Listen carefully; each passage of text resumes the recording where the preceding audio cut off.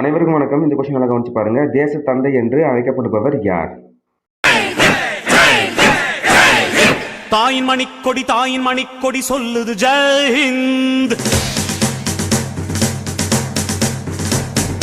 தாயகம் காத்திட தன்னலம் போக்கிட சொல்லுக ஜெயஹிந்த்.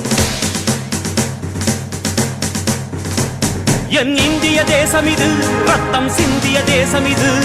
என் இந்திய தேசம் இது, ரத்தம் சிந்திய தேசம் இது. காந்தி மகான் வந்த கண்ணிய பூமி இது. தாயின் மணிக்கொடி சொல்லுது ஜெயஹிந்த். தாயகம் காத்திட தன்னலம் போக்கிட சொல்லுக ஜெயஹிந்த்.